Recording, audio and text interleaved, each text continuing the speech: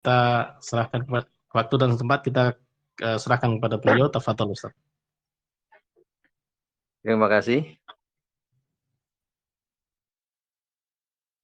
Assalamualaikum warahmatullahi wabarakatuh. Waalaikumsalam warahmatullahi wabarakatuh. Alhamdulillahi rabbil alamin. Assalatu wassalamu ala nabiyyina Muhammadin wa ala alihi wa sahbihi wa man tabi'ahum bi ihsanin ila yaumiddin. Amma ba'd.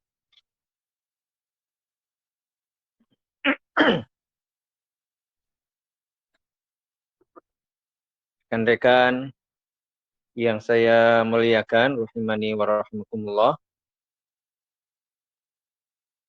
Sebelum kita mulai, mohon maaf ini ada sariawan jadi bicaranya kurang bisa lancar, tapi mudah-mudahan bisa diterima dengan jelas.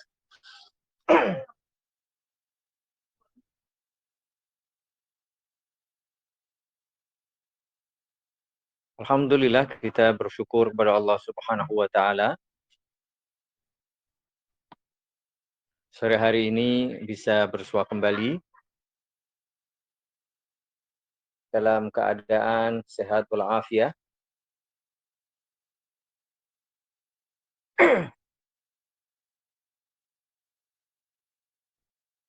Meskipun kita hanya bisa bersua melalui suara, namun mudah-mudahan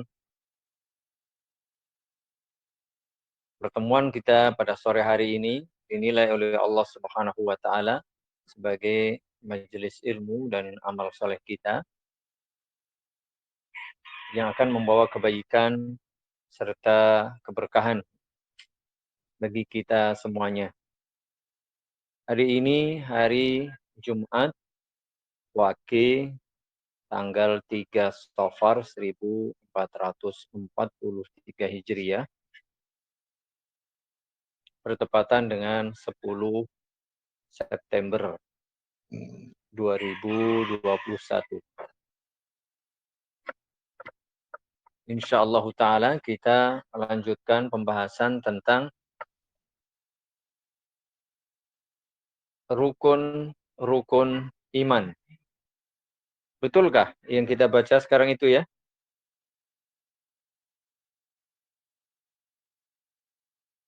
Ya Ustaz. Betul, Mas. Betul kan? Kemarin terakhir karakteristik Ahlussunnah wal Jamaah, mungkin ini rukun iman ya Ustaz. Ya leres Ustaz. Baik, di buku seperti itu. Ya. Baik.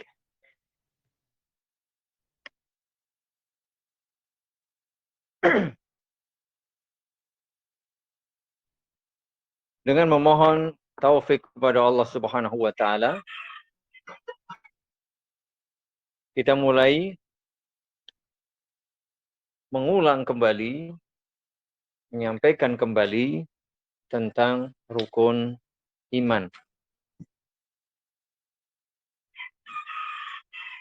Rukun iman sebagaimana kita ketahui ada 6 jumlahnya.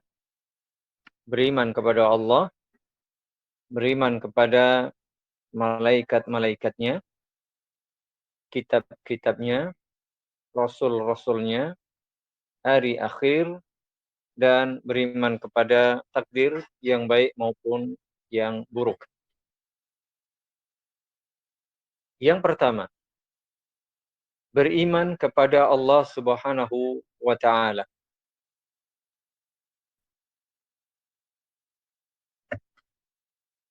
Al-imanu billahi ta'ala, beriman kepada Allah Subhanahu wa ta'ala, artinya huwa at-tasdiqul jazimu,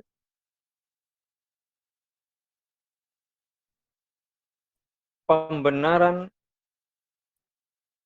yang atau membenarkan secara mantap, wal iqrarul kamilu, dan pengakuan secara sempurna, wal i'tirafut tammu, penetapan secara sempurna pula biwujudillahi jalla wa'ala, akan keberadaan Allah, zat yang maha agung lagi maha tinggi, wa bi rububiyyatihi, ay annahu khaliqu kulli syai'in wa rabbuhu wa malikuhu wa mudabbiruhu, membenarkan dengan sempurna, mengakui secara sempurna pula akan rububiyah Allah, yaitu mengakui bahwa Allah satu-satunya zat yang menciptakan segala sesuatu, yang memiliki dan mengatur segala sesuatu. Wa bi uluhiyyati, begitu pula membenarkan, mengakui dan menetapkan secara pasti dan sempurna akan uluhiyah Allah Subhanahu wa taala. Maksudnya ai istihqaqihi wahdahu al-ibadah. Pengakuan bahwa hanya Allah lah satu-satunya zat yang berhak untuk diibadahi. Wa bi asma'ihi wa sifatihi, serta membenarkan secara pasti, mengakui dan menetapkan secara sempurna akan nama-nama dan sifat-sifat Allah Subhanahu wa taala yang maha indah lagi maha sempurna.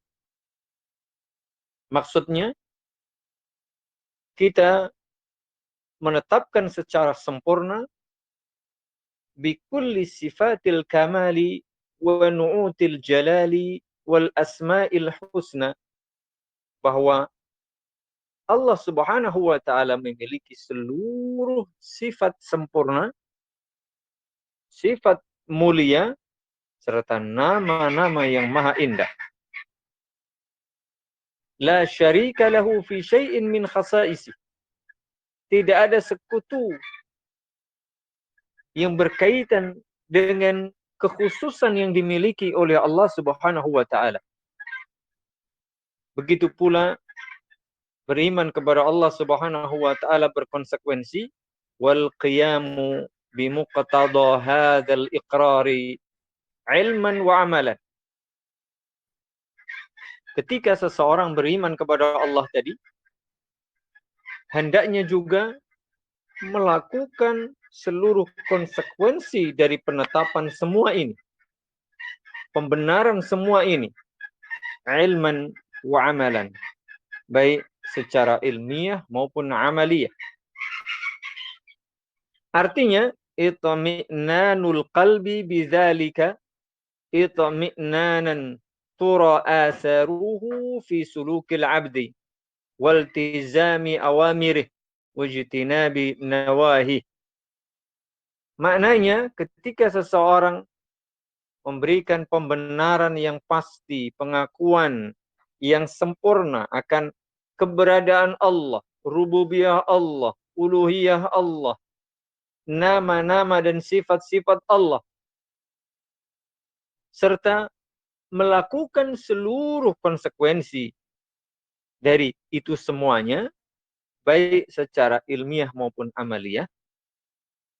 Maksudnya hati ini merasa tenang, tentram, dan mantap. Dan akan tampak ketenangan, ketentraman, kemantapan, keyakinan yang ada di dalam hati itu dalam bentuk lahir yang terwujud dalam perilaku, amal, perbuatan keseharian seseorang. Yaitu apa? Menjalankan perintah Allah dan menjauhi larangan-larangan.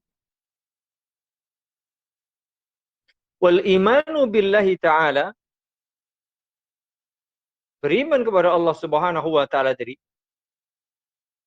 meyakini dan membenarkan secara pasti, mengakui secara sempurna akan keberadaan dan wujud Allah dengan segala rinciannya tadi, huwa asasul aqidatil islamiyyati wa lubbuha. Keimanan kepada Allah Subhanahu wa taala ini merupakan asas, merupakan inti dari akidah Islam. Jadi seluruh soalan yang berkaitan dengan akidah Islam ini, asas, fondasi, intinya adalah keimanan kepada Allah Subhanahu wa taala. Fahuwa ruknur rakin.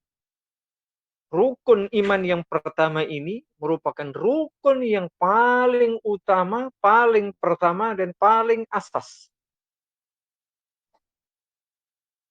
Wa aslul usul. Pondasi yang paling pertama, paling kuat. Wa kullu arkanil aqidati. Sehingga seluruh rukun akidah ini, seluruh keimanan yang lain, rukun iman yang lain, mudhafatun ilaihi wa tabi'atun. Mengikuti rukun iman kepada Allah. Disandarkan atau bergantung pada rukun iman kepada Allah Subhanahu wa taala. Tidak ada gunanya beriman kepada yang lain kalau tidak beriman kepada Allah Subhanahu wa taala. Karena tidak mungkin beriman kepada yang lain kalau tidak beriman kepada Allah Subhanahu wa taala. Sehingga rukun iman yang 6 jumlahnya itu, yang paling pokok, paling utama, paling pertama, dan inti serta asasnya adalah keimanan kepada Allah Subhanahu wa taala.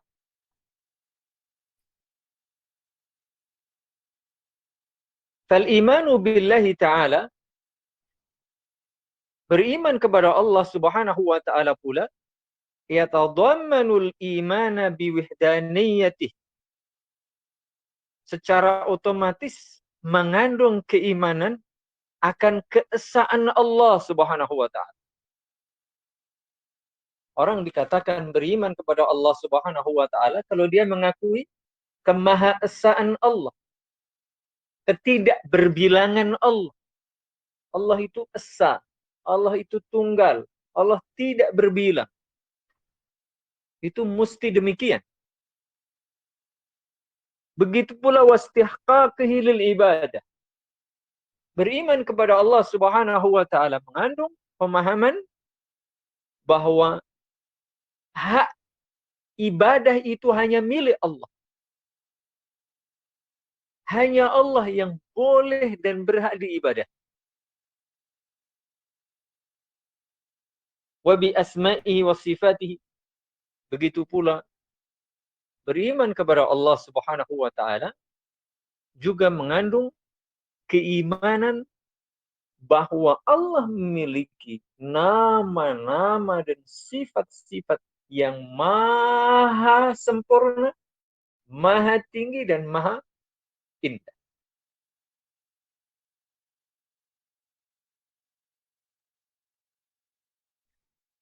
Wa amma wujuduhu wa rububiyyatuhu ta'ala fa akbarul haqa'iqi 'ala al-itlaq. Wa huwa min al-musallamati allati la syakka fiha al-battah. Adapun keimanan kita kepada wujud keberadaan Allah Subhanahu wa taala merupakan hakikat yang paling besar secara mutlak. Ini keimanan akan wujud Allah ini asas. Gak mungkin seseorang beriman kepada sifat Allah kalau dia tidak beriman kepada wujud Allah, karena sifat itu akan mengikuti zat. Gak ada zat, ya gak ada sifat. Sifat itu ada kalau ada zatnya. Maka keimanan kepada wujud atau zat Allah Subhanahu wa taala merupakan hakikat yang paling besar secara mutlak. Dan ini termasuk perkara yang secara otomatis diterima oleh fitrah kita. Yang mungkin bisa dimungkiri. wa qad dalla 'alaihi al-fitratus salim. Keberadaan zat dan wujud Allah ini bisa diterima oleh fitrah yang selamat, fitrah yang masih asli, yang murni, yang jujur. Wal aqlus salim, begitu pula bisa diterima oleh akal sehat. Wal hissu 'indal insan, begitu pula bisa diterima oleh rasa yang masih murni. Wasyar'ul munazzal, dan otomatis ya ditunjukkan oleh syariat yang diturunkan oleh Allah Subhanahu wa taala.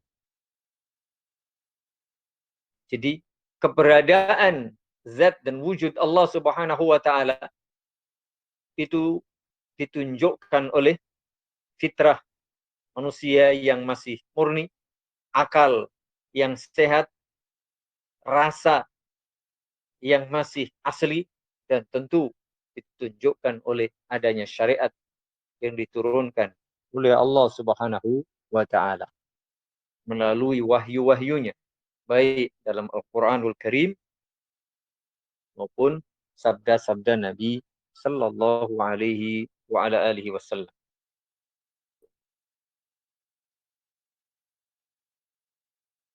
Wa minal imani billahi ta'ala, termasuk bentuk keimanan kepada Allah Subhanahu wa taala, al-imanu bi wahdaniyati, adalah keimanan akan kemahaesaan Allah.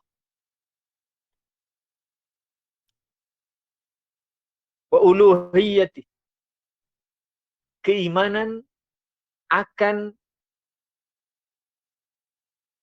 keesaan Allah sebagai satu-satunya zat yang boleh diibadahi. Wa asma'ihi wa sifatihi, begitu pula keimanan terhadap nama-nama dan sifat-sifat Allah yang maha sempurna lagi maha indah, maha tinggi.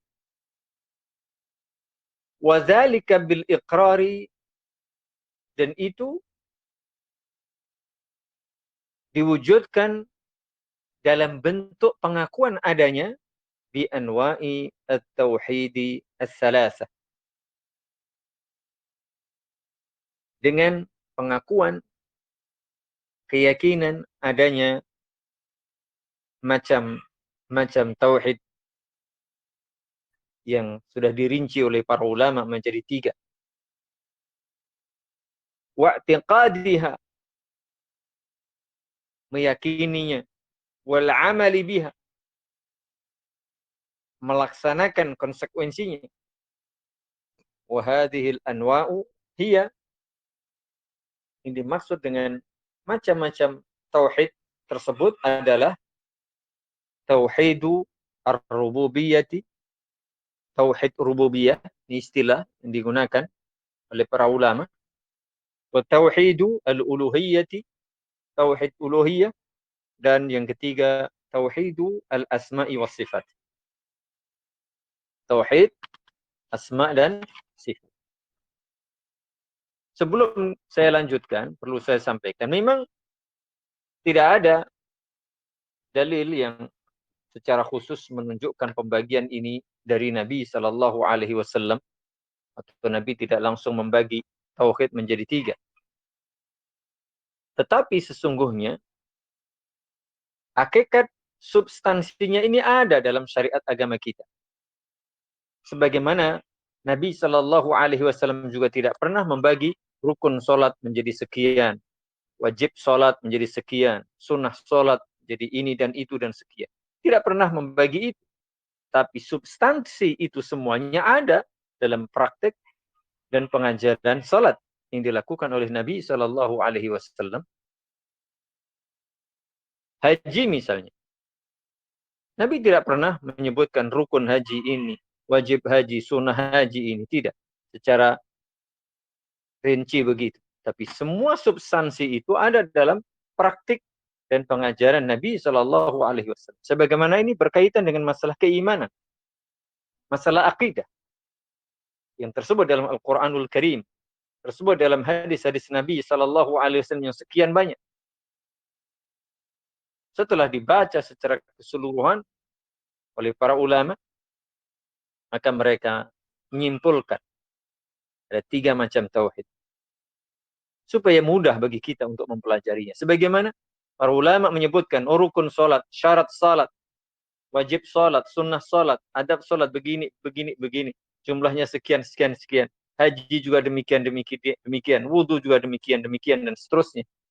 Itu setelah mereka membaca keseluruhan syariat yang ada, lalu mereka membuat rincian supaya mudah bagi kita untuk memahami. Jadi jangan sampai nanti ada pertanyaan, mana dalilnya? Mana sabda Nabi yang mengatakan tauhid itu ada 3 ini dan itu? Ya, ini merupakan hasil dari istiqra, bacaan secara menyeluruh terhadap syariat ini oleh para ulama. Dan ini bukan perkara yang dilarang, sebagaimana ini disiplin-disiplin ilmu. Pada zaman Nabi Shallallahu Alaihi Wasallam tidak ada ilmu tafsir. Nabi hanya menjelaskan. Baru setelah itulah ada kodifikasi masing-masing bidang keilmuan, lalu disusunlah ya kaidah-kaidah begini begitu. Itu dalam rangka untuk mempermudah memahami agama ini.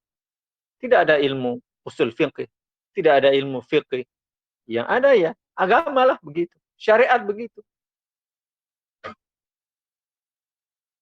Begitu yang perlu disampaikan supaya kita paham.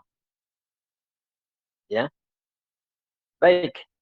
Yang pertama, 3 macam tauhid yang merupakan konsekuensi dan bentuk keimanan kita kepada Allah Subhanahu wa taala adalah mengimani adanya 3 macam tauhid.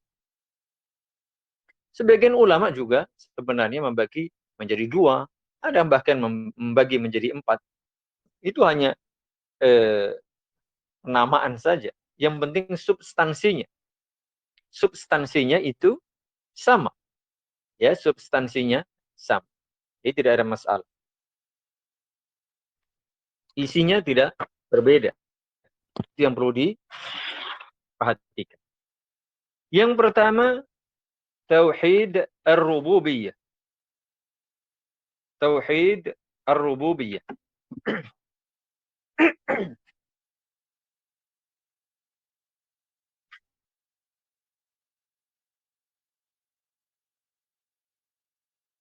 Ma'nahu artinya al-i'tiqadul jazim wal iqrarul kamil wal i'tirafut tam.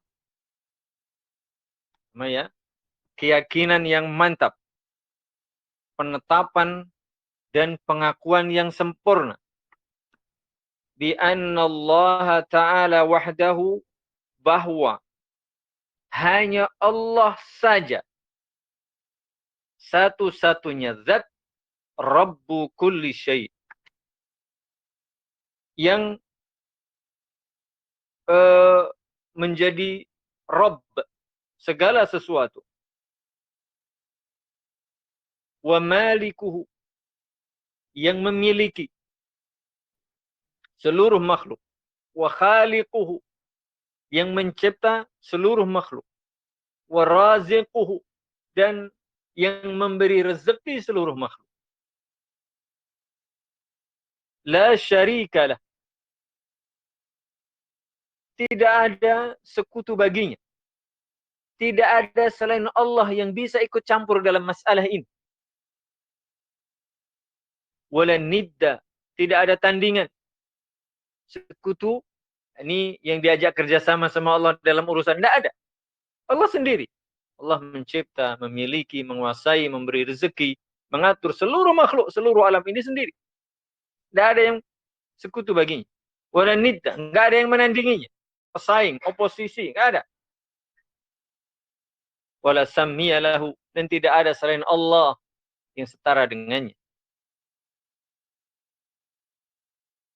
Hayyun la yamut, mengakui Ini berkaitan dengan tauhid rububiyah itu apa? Ya, seperti ini. Meyakini dengan mantap, menetapkan dan mengakui secara sempurna tadi ya.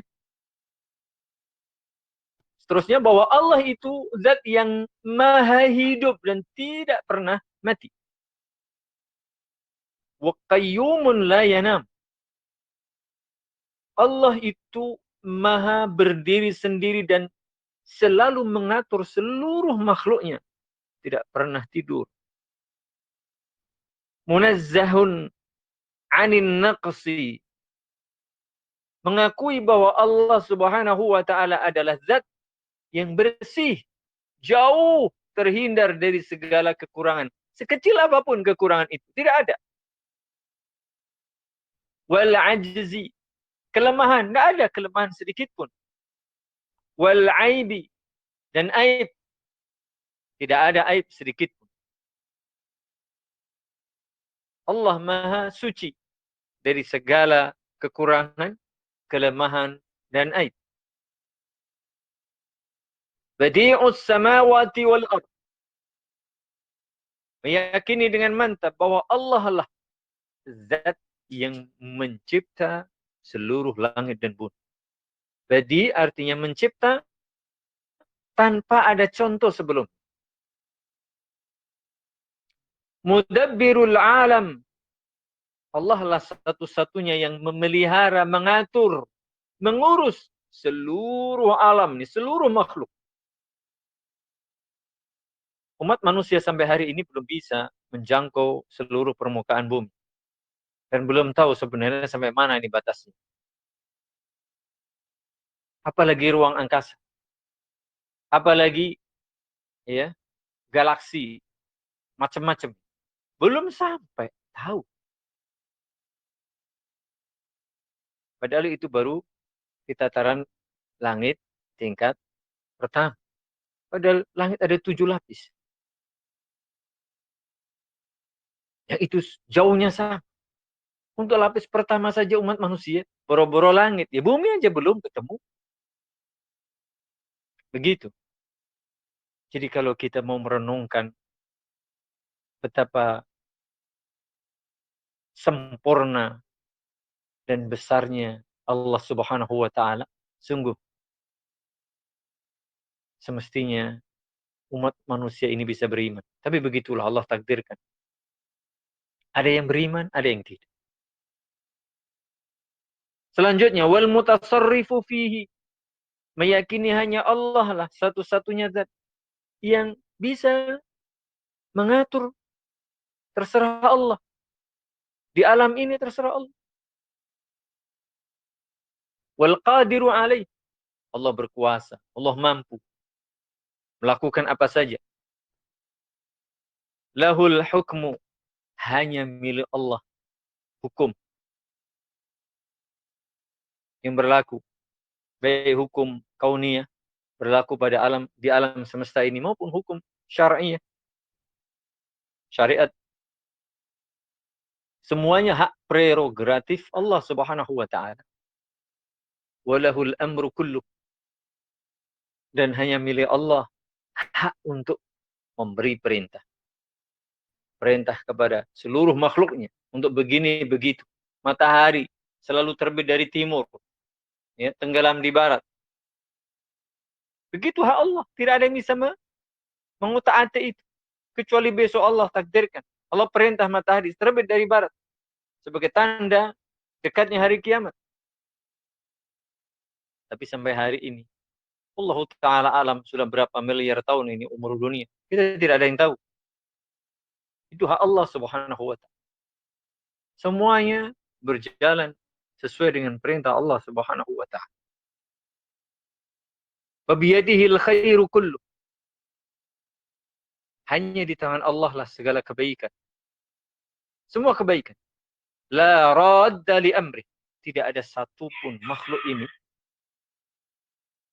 entah dia golongan malaikat, jin, manusia, hewan, bahkan benda-benda di alam semesta ini, makhluk-makhluk Allah yang sangat-sangat besar, bulan, bintang, matahari, macam-macam planet, atau apapun, atau siapapun makhluk Allah itu, La radda li amri. Gak ada yang bisa menolak perintah Allah Subhanahu wa taala. Allah perintahkan matahari terbit dari timur pagi hari, ya sudah, begitu. Siapa yang bisa menahan? Tidak ada. Kecuali dengan izin Allah dan perintah dari Allah Subhanahu wa taala.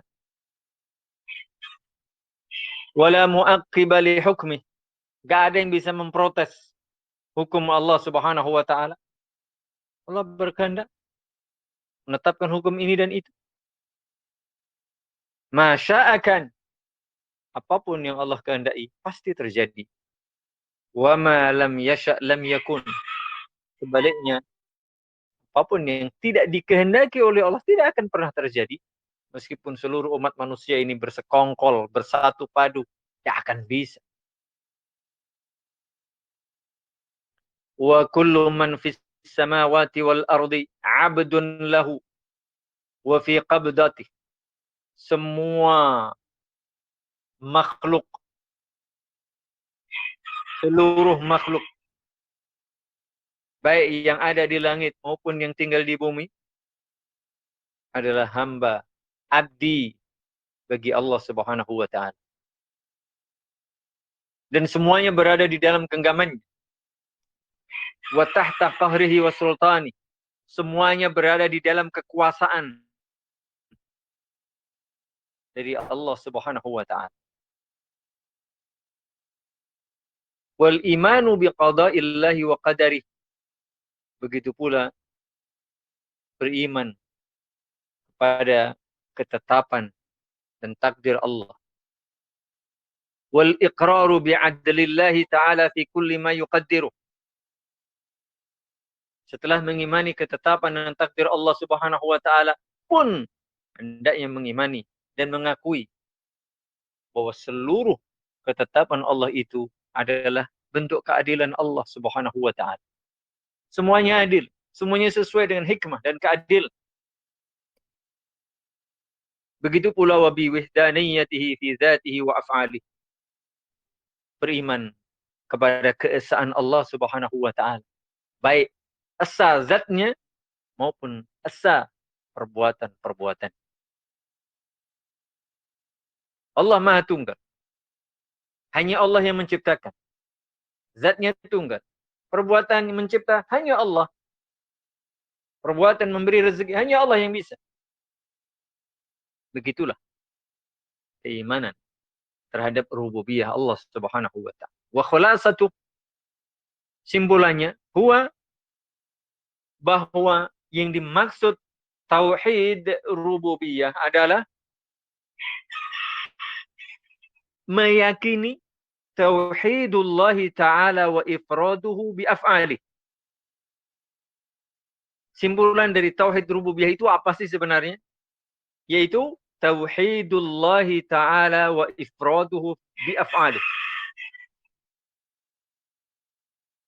Meyakini dengan pasti, menetapkan dan mengakui dengan sempurna bahwa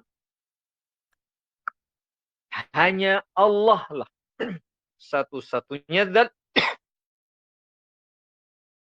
yang bisa melakukan perbuatan mencipta, mengatur, memiliki, dan memberi rezeki seluruh alam semesta ini. Di perbuatan mencipta, memiliki, mengatur, memerintah, ya, menguasai dan seterusnya itu, mematikan, menghidupkan, perbuatan semua ini hanya bisa dilakukan oleh Allah Subhanahu wa taala. Tidak ada sekutu, tidak ada tandingan bagi. Itu simpulan dari tauhid rububiyah.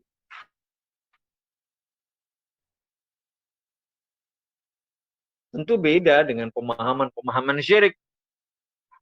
Pada zaman dahulu mungkin, juga pada zaman sekarang masih ada. Mengakui ada dewa ini yang bertindak, melakukan ini, dewa itu melakukan perbuatan itu, ya, atau dewi ini. Konon juga ada orang, sebagian masih Oh, supaya ini panennya panennya bagus, padinya oke, lalu meyakini ada dewi ini, dewi itu, dia sembah dia.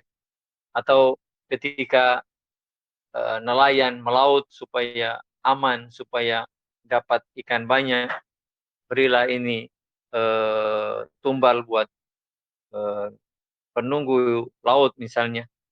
Itu berarti meyakini ada sekutu, ada selain Allah yang berhak mengatur, memberi rezeki dan seterusnya. Inilah keyakinan syirik. Kalau seperti ini berarti belum bertauhid. Begitu pula ketika ingin punya keturunan, datanglah ke gunung ini, gunung itu, minta kepada penunggunya supaya diberi keturunan misalnya. Berarti dia meyakini ada selain Allah yang bisa memberi anak. Padahal melakukan itu semuanya hanya hak prerogatif Allah Subhanahu wa taala yang terhimpun dalam pemahaman tauhid rububiyah. Rekan-rekan yang saya muliakan rahimani wa rahimakumullah.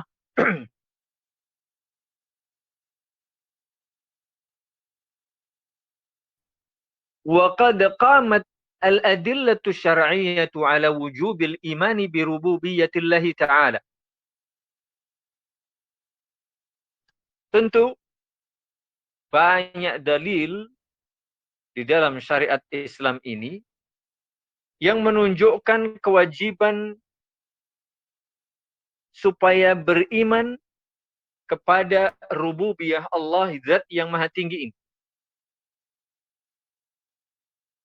Kalau kita lihat Al-Quranul Karim, maka wal Quranul Azimu mali'un bi dzikril adillati ala rububiyyatihi ta'ala. Silakan baca Al-Quran dari awal sampai akhir. Penuh dengan dalil yang menunjukkan rububiyah Allah Subhanahu wa taala. Coba baca, ya, atau dengarkan, lalu pahami artinya. Allah yang mencipta, Allah yang mematikan, Allah yang menghidupkan, Allah yang berkuasa, Allah yang memberi rezeki, Allah yang begini, begitu, dan seterusnya. Itu berarti petunjuk bahwa hanya Allah yang melakukannya. Tidak ada selain Allah yang melakukan. Wala takadu suratun min suwarihi takhlu min dzikri. Bahkan hampir-hampir tidak ada satu surat pun kecuali menyebutkan tentang rububiyah Allah Subhanahu wa taala ini.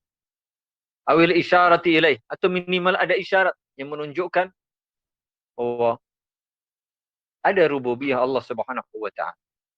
Wa huwa al-asasu binisbati li anwa'i tauhidil ukhra. Tauhid ini merupakan asas atau dasar dari macam tauhid yang lain. Di antaranya adalah firman Allah Subhanahu wa taala yang sering kita baca dan bahkan harus kita baca setiap hari, bahkan setiap hari minimal 17 kali karena menjadi rukun dalam salat, yaitu firman Allah Subhanahu wa taala dalam surah Al-Fatihah, Alhamdulillahi Rabbil Alamin. Alhamdu, segala puji, segala sanjungan, puja-puji, lillahi, milik Allah, hak Allah, khusus untuk Allah. Siapa Allah? Rabbil Alamin. Rabb seluruh alam. Rabb seluruh makhluk. Nah, Rabb itu apa? Zat yang mencipta, zat yang memiliki dan menguasai, zat yang memberi rezeki, mengatur, tadi semua penjelasan di atas. Melakukan perbuatan-perbuatan khusus. Itulah Ar-Rabb. Maka disebut Rabbul Alamin. Rabb seluruh makhluk. Rabb seluruh alam. Artinya yang menciptakan seluruh makhluk. Mengatur, menguasai, memiliki, menjaga, memelihara, memberi rezeki. Semua ini. Termasuk Allah memiliki nama dan sifat Al-Qayyum. Yang berdiri sendiri dan mengurus seluruh makhluknya. Itu dia makna dari rububiyah. Tauhid rububiyah. Artinya hanya Allah yang bisa dan berhak melakukan itu semua. Begitu pula firman Allah Subhanahu wa taala, "Ala lahul khalqu wal amr. Tabarakallahu rabbul alamin." Ingatlah, segala penciptaan dan urusan hanya menjadi haknya. Perhatikan di situ ada kalimat ala lahul khalqu wal amr. Lahunya ditaruh di depan. Itu salah satu makna struktur bahasa Arab yang dibalik seperti ini menunjukkan al-hasr, pengkhususan atau menunjukkan pembatasan hanya dalam bahasa kita. Maka artinya ingatlah, hanya hak Allah al-khalqu, mencipta, wal amru, dan memerintah. Berarti yang mencipta seluruh makhluk ini hanya Allah. Dari mana kita tahu? Ini dia. Dari bahasa Arab. Dalam Al-Quranul Karim. Ala lahul khalqu. Bukan ala al-khalqu wal amru lahu. Kalau seperti itu bisa jadi ada yang lain. Tapi kalau lahul khalqu wal amru, secara otomatis gak ada selain Allah yang bisa mencipta dan memerintah. Ini penting untuk kita paham. Jadi, tauhid rububiyah ini, para ulama menyebut istilah tauhid rububiyah ini gak main-main, gak asal gitu ya. Semuanya ada dalam Al-Quran. Hanya kemudian dirinci supaya mudah dipahami. Ya. Tabarakallahu rabbul alamin. Maha suci Allah, Rabb seluruh alam. Alam itu artinya makhluk. Selain Allah itu alam atau makhluk. Apapun dia, siapapun dia. Rabb tadi artinya apa? Mencipta, memiliki, memberi rezeki, mengatur, menguasai, dan semuanya. Itu makna Rabb. Dan itu dipahami oleh orang Arab saat itu, saat Al-Quran ini turun. Dipahami, karena Al-Quran menggunakan bahasa Arab yang digunakan oleh orang Arab saat itu. Adapun kita, bagi orang-orang yang memang bukan pengguna bahasa Arab dan merupakan bahasa asing bagi kita, tentu perlu penjelasan tadi. Adapun orang Arab yang hidup pada zaman Nabi Shallallahu Alaihi Wasallam, begitu mendengar ayat-ayat seperti mereka sangat paham, karena itulah bahasa mereka. Dalam firman Allah Subhanahu wa taala yang lain disebutkan huwallazi khalaqa lakum ma fil ardi jami'an. Dialah zat yang menciptakan untuk kalian ma fil ardi jami'an. Apa saja yang ada di muka bumi ini, semuanya. Di situ dengan kalimat khalaqa. Kalau tadi lahul khalqu wal amr, rabbul alamin. Begitu pula firman Allah Subhanahu wa taala yang lain, innallaha huwar razzaqu dzul quwwatil matin. Sesungguhnya Allah, innallaha huwar razzaq. Sesungguhnya Allah lah ar-razzaq, zat yang maha memberi rezeki. Hanya Allah. Itu ada kalimat innallaha huwar razzaq. Secara struktur ini menunjukkan pembatasan. Hanya Allah yang bisa memberi rezeki. Ar-Razzaq sebagai nama Allah Subhanahu wa taala yang maha indah, termasuk Asmaul Husna, dan sekaligus mengandung sifat memberi rezeki. Namanya Ar-Razzaq dan sifatnya memberi rezeki. Hanya Allah yang bisa memberi rezeki. Mana dalilnya? Ini salah satu.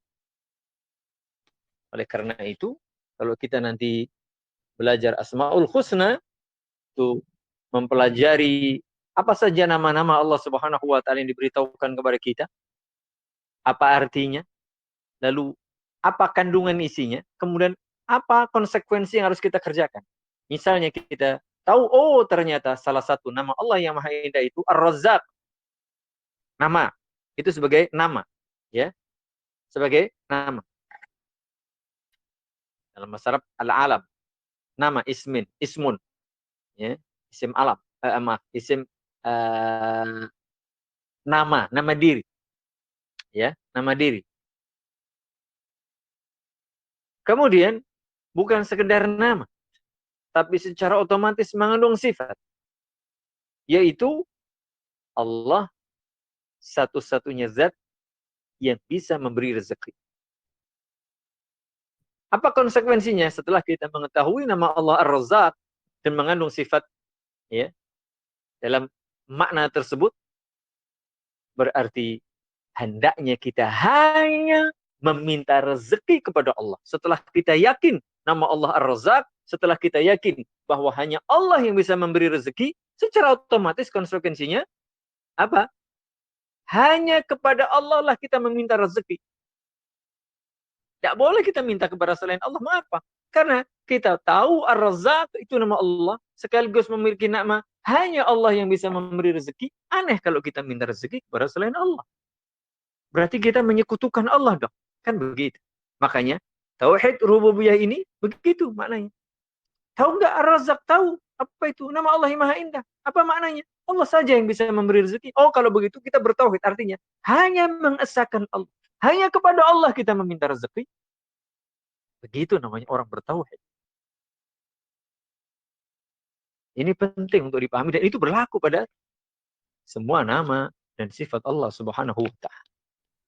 Oleh karenanya penting banget nih dalam Al-Qur'anul Karim betapa banyak diperintah kita supaya bertauhid dan larangan kita dari perbuatan syirik. Dan inti agama ini sebenarnya tauhid itu. Ibadah itu intinya ya tauhid. Nah, kalau kita nggak paham ini bagaimana? Masya Allah, itu baru contoh satu nama. Belum yang lain. Maka semakin kita paham al-asma'ul husna dengan benar, maka pasti bisa semakin bertauhid.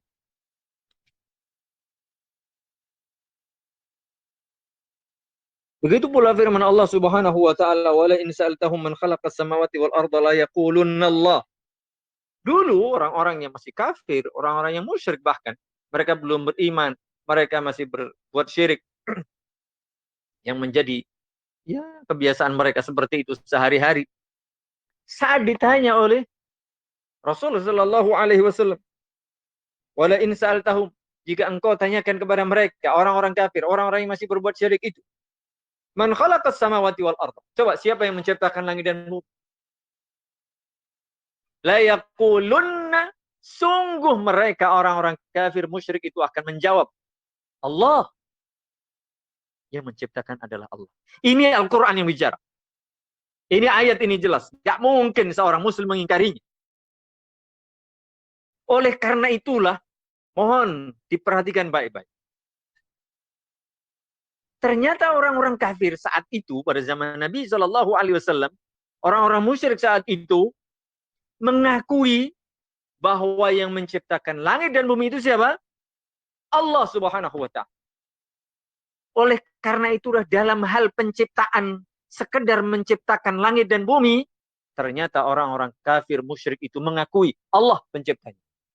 Mereka tidak meyakini yang menciptakan itu berhala, yang menciptakan itu malaikat, yang menciptakan itu wali, yang menciptakan itu nabi, yang menciptakan itu jin, yang menciptakan itu selain Allah. Tidak.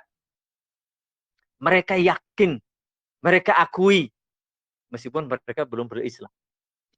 Meskipun mereka masih berbuat syirik, tapi mereka sudah mengakui apa? Bahwa yang menciptakan langit dan bumi hanya Allah. Oleh karena itulah sebagian ulama menyatakan, dan memang begitulah kenyataannya, hakikatnya mereka sudah mengakui apa? Tauhid rububiyah.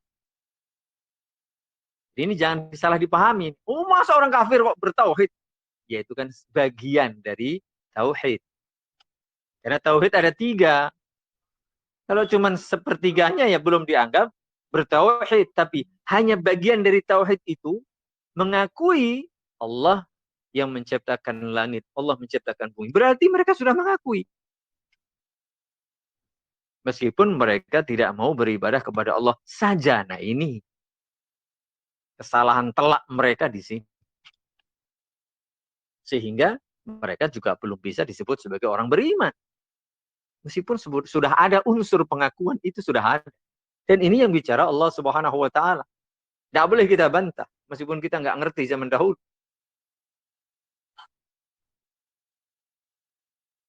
Karena sebagian orang, oh mana mungkin itu orang kafir mengakui tauhid rububiyah. Ini aneh ini. Sudah aneh membagi tauhid menjadi 3. Orang bilang lagi orang kafir bertauhid, ini aneh, kata sebagian orang. Yang aneh itu Anda yang tidak paham Al-Quran. Kalimatnya jelas ini. Meskipun kita tidak tahu bahasa Arab, tahu terjemahannya aja kita bisa paham terjemahannya. Dan sungguh jika engkau, wahai Muhammad, tanyakan kepada mereka, siapakah yang menciptakan langit dan bumi? Tentu mereka akan menjawab Allah. Andaikan kita tidak baca Al-Quran-nya, kita hanya baca terjemahannya, logika, kita bisa memahami itu. Oh iya ya. Gitu jamaah. Jadi hendaknya kita memahami agama ini dengan jujur. Dengan jujur. Ya, objektif. Jadi manapun kebenaran itu datang, terima. Apalagi datang dari Al-Quranul Karim. Datang dari As-Salafus Salih. Nabi SAW, para sahabat ridwanullah alaihim ajma'in, para tabi'in, tabi'ut tabi'in, rahimahumullahu jami'an. Atau para alim ulama yang mengikuti pemahaman mereka. Maka ini adalah sesuatu yang sangat prinsip dan sangat-sangat penting. Barangkali dulu kita memahami, oh beda. Atau tidak sama, oh ternyata ini seperti ini. Kita mesti jujur. Kita mesti legowo, lapang dada untuk bisa memahami sebagaimana ya penjelasan Al-Qur'anul Karim. Jamaah yang mudah-mudahan dirahmati Allah Subhanahu wa taala.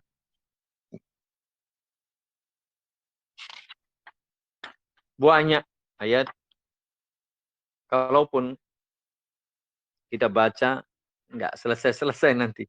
Ya, dari awal surat sampai akhir surat pun coba kita baca. Di awal surat Al-Qur'anul Karim, surah Al-Fatihah.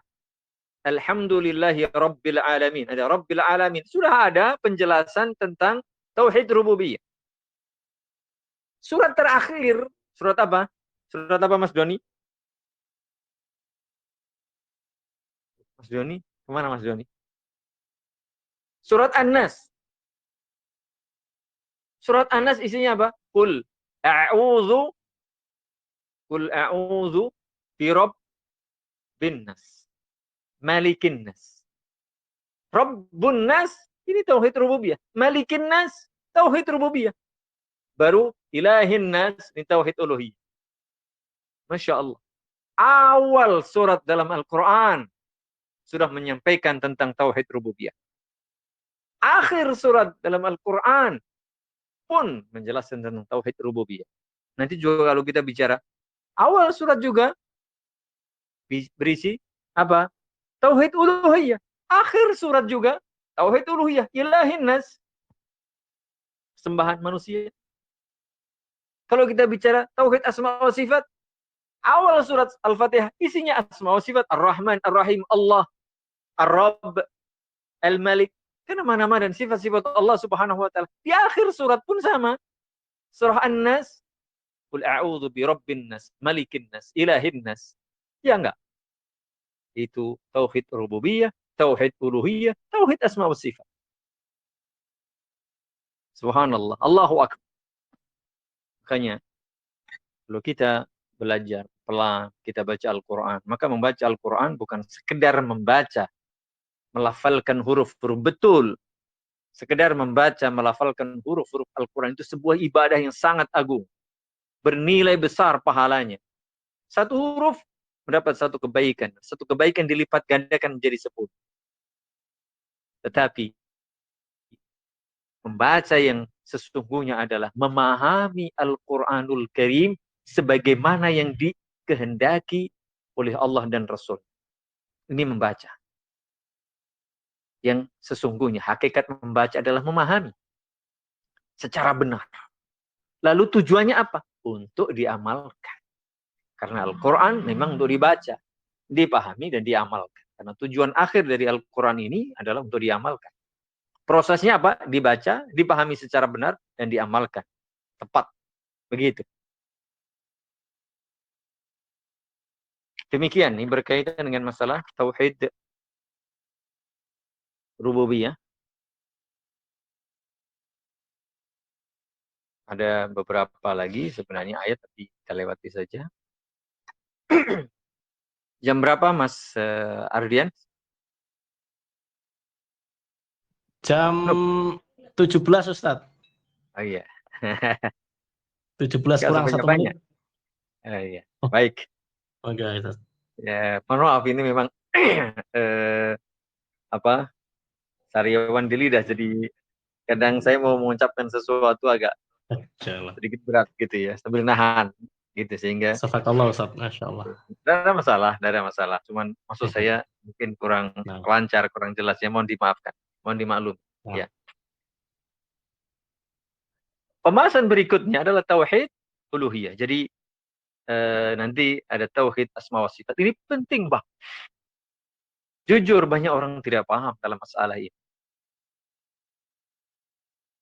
Ketika disampaikan pembahasan tauhid, ada orang, wah, jangan ada kajian tauhid, kajian memecah belah umat. Mohon maaf ini. Ini orang terlalu emosional dan menunjukkan kebodohannya itu terlalu gitu. Namanya juga tauhid. Tauhid itu kan secara bahasa wahada yuwahidu ay ja'alahu wahidan. Secara logika gampang saja. Tauhid itu adalah menyatukan. Tapi mereka sudah secara emosional. Wah, ada beberapa kajian tauhid dibubarkan oleh mereka. Katanya memecah belah umat. Loh, tauhid itu kan justru mengajak umat bersatu di atas pemahaman yang sama berdasarkan Al-Quranul Karim dan hadis-hadis yang sahih. Sebagaimana dipahami oleh Rasul Sallallahu Alaihi Wasallam dan para sahabat Ridwanullah Alaihi Majma'in, dipariskan kepada kita semuanya. Bukankah itu upaya untuk mempersatukan umat? Satu pandangan, satu pemahaman, sebagaimana dahulu para sahabat Ridwanullah Alaihi Majma'in bersatu dalam pemahaman agama. Yang dipuji oleh Allah Subhanahu Wa Taala melalui lisan Rasulnya, khairun nasi qarni. Sebaik-baik umat adalah umat Islam, ya, umat beriman adalah umat Islam, umat beriman pada zaman. Karena mereka satu pemahaman dalam masalah-masalah prinsip, masalah-masalah agama seperti ini. Ya, dan ini sudah dimaklumi lah, sebagian itu ada. Karena orang sudah tidak suka dahulu ketika diajak kembali kepada pemahaman yang benar. Baik. Kalau kita bicara masalah tauhid rububiyah, barangkali hampir semua orang deh itu sepakat. Tidak ada masalah. Hatta mohon maaf mungkin pemahaman, ajaran, bahkan agama lain pun. Termasuk tadi kisah pada zaman dahulu ketika wala in sa'altahum man khalaqas samawati wal arda la yaqulunna Allah. Atau orang kafir musyrik pun masih meyakini yang menciptakan langit dan bumi hanyalah Allah. Tapi persoalan itu akan muncul ketika umat manusia diajak hanya beribadah kepada Allah. Dan inilah sesungguhnya tugas paling utama seluruh nabi dan rasul. Apa? Mengajak umat manusia hanya beribadah kepada Allah. Dan inilah yang diangkari oleh orang-orang kafir musyrik pada saat itu. Sehingga membuat mereka belum masuk Islam. Membuat mereka belum dianggap beriman. Membuat mereka masih diperangi oleh Nabi Shallallahu Alaihi Wasallam bersama para sahabat. Mengapa? Karena mereka masih mendua hati. Mereka masih bersekutu dalam beribadah kepada Allah. Meskipun mereka mengaku yang memberi rezeki, yang menciptakan langit, bumi, dan seterusnya itu Allah. Tapi mereka ternyata masih beribadah kepada selain Allah. Inilah persoalan yang sampai hari ini masih terjadi. Coba kalau tidak percaya. Hampir semua orang meyakini adanya Tuhan yang Maha Esa, kata mereka. Yang menciptakan seluruh alam. Iya, mereka meyakini itu. Tapi dalam prakteknya, bukankah yang disembah macam-macam? Mungkin sebagian juga menyembah Allah, iya. Tapi ternyata juga masih menyembah yang lain. Dan itu real, jemaah. Itu ada sampai hari ini. Makanya da'watun nasi ila tauhidillah itu tetap akan selalu ada. Mengapa? Karena itu inti dari agama. Selama agama Islam masih ada, ya otomatis. Wa'budullaha wa la tusyriku bihi syai'an. Rukun iman yang pertama, al-imanu billah. Rukun Islam yang pertama, an tashhada an la ilaha illallah wa anna Muhammadan Rasulullah. Tauhid, syahadat tauhid. Dan itu hanya mengesahkan Allah. Baik dalam urusan rububiyah, urusan uluhiyah maupun asma wa sifat. Sehingga umat ini bisa bersatu, umat ini bisa mulia, sebagaimana dahulu pada zaman Nabi SAW umat bersatu, umat menjadi mulia, agama ditinggikan oleh Allah karena mereka bertauhid, kepada Allah Subhanahu wa Ta'ala. Ketika kesyirikan itu merajalela, termasuk pada zaman ini, masih banyak, jangan dikira tidak ada. Kalau tidak percaya silahkan. Mungkin ada sebagian orang masih berkeyakinan ini dan itu meskipun secara formal mereka seorang muslim. Mungkin rajin sholat, mungkin rajin ibadah. Tapi juga masih punya gembolan dalam bahasa Jawa. Ya, ada gembolan, punya raja-raja, punya ini dan itu, meyakini ini dan itu, beribadah kepada selain Allah. Maka begitu jamaah. Ini berkaitan dengan masalah tauhid rububiyah. Sebenarnya ketika kita menggunakan fitrah secara jujur, kita menggunakan akal kita juga secara jujur, kita gunakan rasa kita, olah rasa kita secara jujur, lalu ditambah informasi dari Al-Quranul Karim, dari sunnah Nabi Sallallahu Alaihi Wasallam yang sahih. Kalau kita jujur, meskipun itu mungkin tidak banyak, yakin kita akan sampai pada pemahaman, oh iya, yang menciptakan kita semua karena Allah. Diri kita, orang tua, anak, istri, suami, semua yang menciptakan kita ini Allah. Semua makhluk ini, yang gede sampai yang kecil, semua Allah. Yang mengatur, memiliki, memberi rezeki mereka, kita. Semua ini adalah Allah. Kalau kita sampai pada pemahaman ini, lalu kita merenungkan nikmat yang Allah berikan kepada kita saja deh, kita saja. Oh iya ya. Coba, oksigen kita ini berapa harganya? Kemarin ketika ada kasus COVID, orang beli oksigen itu bisa jutaan, satu tabung. Semualah, ini baru satu hal saja. Belum makhluk-makhluk yang besar, yang lain semua alam semesta ini coba renungkan. Malam hari keluar, lihat bintang, lihat ini, lihat gunung, lihat apa macam-macam. Pergi ke pantai, macam-macam. Renungkan itu semuanya. Kalau kita menggunakan akal sehat, fitrah yang masih bersih, hati nurani, rasa tadi. Kemudian kita baca. Dan saya yakin kita pernah membaca Al-Quran. Bahkan kita membaca surat Al-Fatihah saja deh. Penutup. Ya, tutup kendang kalau orang Jawa bilang. Al-Fatihah sama An-Naswis. Baca itu, baca, kemudian baca terjemahannya. Jujur saja. Dengan pemahaman seperti itu kita yakin. Oh iya ya. Kalau Allah yang mencipta kita, memberi kita hidup, memberi kita rezeki, memberi kita sehat, memberi segalanya, mengatur kita macam-macam semua ini, bahkan seluruh alam. Konsekuensi logisnya, iya ya, berarti hanya Allah yang pantas dan berhak diibadahi. Aneh kalau ada orang beribadah kepada selain Allah, aneh. Oh, mereka juga sama-sama makhluk, mereka tidak bisa memberi kita makan. Tidak bisa memberi kita hidup, mengapa disembah? Kan begitu logika. Maka memahami tauhid rububiyah ini penting. Kalau kita jujur, semakin banyak pemahaman, pengetahuan akan rububiyah Allah yang kita terima dengan jujur, dengan objektif, dengan benar, yakinlah seseorang itu akan sampai kepada tauhid uluhiyah dengan catatan dia jujur. Namun semua itu memang bergantung pada taufik dari Allah Subhanahu wa Ta'ala. Meskipun dia sudah sering mendengar, sering membaca, sudah paham, sudah begini, mungkin macam-macam. Kalau Allah nggak kasih taufik dan hidayah, memang nggak akan pernah bisa. Namun kalau kita bicara, ini kita bicara secara logis ya, sederhana saja. Logika sederhana. Mestinya demikian. Tapi memang begitulah. Allah berkehendak. Sekian banyak manusia itu memang kebanyakan mereka tersesat. Hanya orang-orang yang dipilih oleh Allah Subhanahu wa Ta'ala yang akan bisa menerima ini dengan jujur. Mengapa orang-orang kafir Quraisy saat itu menolak dengan keras?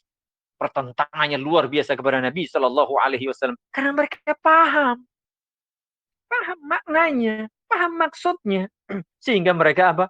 Konsekuensinya harus meninggalkan kedudukan mereka, meninggalkan keyakinan mereka, mungkin gengsi, mungkin malu, mungkin macam-macam, sehingga mereka masih lebih berat dunia daripada mengikuti ajaran yang sangat mulia. Begitu jemaah. Beda mungkin dengan sebagian umat manusia saat ini mungkin belum paham, maka perlu kita pahamkan. Yang belum tahu, maka perlu kita beritahu. Ya, yang keliru, perlu kita benarkan. Yang menyimpang, perlu kita luruskan supaya kembali kepada jalan yang benar. Akidah yang benar, tauhid yang benar, ya, ibadah yang benar. Dan semuanya kita berusaha. Saya, semuanya ini dalam rangka usaha. Untuk memahami agama ini secara benar, supaya apa? Supaya kita selamat. Supaya kita betul-betul nanti ya tergolong orang-orang yang disebutkan ya ayyuhalladzina amanu taqullaha haqqa tuqatih wa la tamutunna illa wa antum muslimun. Di antaranya itu artinya apa? Selalu atau hampir setiap khotib pada hari Jumat menyampaikan ya, pesan takwa. Dan salah satu ayat yang sering dibaca atau hampir selalu dibaca adalah ya ayyuhalladzina amanu, wahai orang-orang yang beriman. Kalau kita mengaku beriman, ittaqullaha haqqa tuqatih, bertakwalah kepada Allah dengan sesungguhnya. Ingat, dengan sesungguhnya.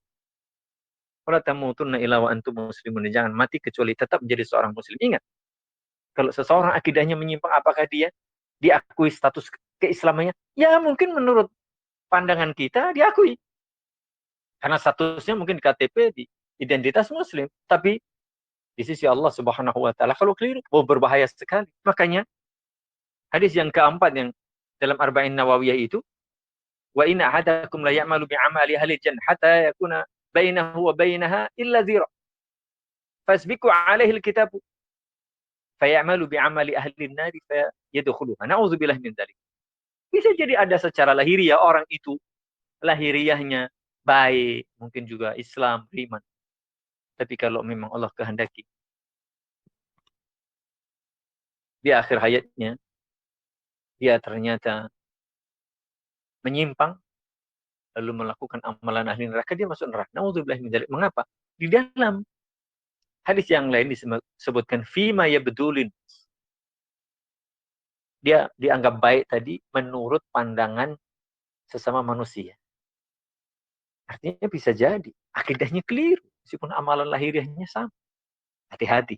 Oleh karena masalah akidah ini, masalah keyakinan, keimanan, pemahaman ini penting sebelum yang lain-lain. Makanya kita lihat dalam rukun Islam, sebelum sholat, sebelum zakat, sebelum puasa, sebelum haji apa? 2 kali bersyahadah. Nah, ini prinsip. Jadi ruknur rakin, wal aslul usul, ya. Jadi rukun, asas, pokok, pondasi yang paling utama, paling pokok yang menentukan pondasi-pondasi dan rukun-rukunnya. Begitu jamaah, mohon maaf ini karena waktunya sudah 17:04 ya ternyata di jam saya. Dan kalau kita baca tauhid uluhiyah mungkin nanggung malahan. Kita sudah sampai di sini saja ya. Mudah-mudahan bermanfaat. Sebagai motivasi saja, nanti silahkan didengar, silahkan dibaca, silahkan ditambah lagi penjelasan-penjelasan dari para ustadz, dari para ulama, dari ahli sunnati wal jamaah yang berpegang teguh pada akidah ahli sunnah wal jamaah yang konsisten, yang benar ini. Karena masalah akidah ini masalah prinsip yang tidak boleh salah, tidak boleh keliru, ya, tidak boleh beda. Masalah akidah ini seluruh sahabat, ya, dan seluruh umat Islam sejaman dahulu tidak boleh beda. Kata sekitar ada mazhab yang 4 itu misalnya, dalam urusan akidah mereka sepakat. Ya, yang beda-beda biasalah dalam masalah-masalah furu' fikih. Yang ijtihadiyah, biasalah beda-beda. Itu biasa. Di dalam masalah prinsip, masalah akidah, tidak boleh beda. Tidak boleh beda. Dan ini ketat. Kalau beda, oh bisa berbahaya. Kalau hanya beda-beda, ya dikit-dikit lah masalah. Fikih itu, ya umum lah, wajar lah. Tapi kalau masalah akidah, tidak boleh berbeda. Harus sama, harus benar. Karena memang hanya satu kebenaran itu. Tidak mendua dalam masalah-masalah seperti itu. Demikian. Semoga Allah Subhanahu wa taala memberi kita pemahaman yang benar, taufik, dan selalu istiqomah di atas akidah, di atas amal saleh, di atas ikhlas, di atas sunnah, sampai akhir kehidupan kita kelak masing-masing mendapatkan husnul khatimah. Amin. Lebih kurangnya mohon maaf. Dan subhanakallahumma wa bihamdika asyhadu an la ilaha illa anta astaghfiruka wa atubu ilaik. Assalamualaikum warahmatullahi wabarakatuh. Waalaikumsalam warahmatullahi wabarakatuh. Barakallahu fiik Ustadz. Jazakallahu khairan katsir untuk materi yang sudah disampaikan. Masya Allah, luar biasa sekali pembahasan hari ini, yaitu tentang tauhid ya. Tauhid rububiyah. Afwan ya, sayang sekali teman-teman karena sudah terlalu sore. Dan di sebagian daerah ini sudah menjelang maghrib ya, terutama di Indonesia Timur dan juga di Pulau Jawa bagian timur ya. Jadi untuk kali ini tidak ada tanya jawab ya, mohon maaf sekali. Insya Allah nanti di lain kesempatan pertanyaannya bisa disimpan dulu ya.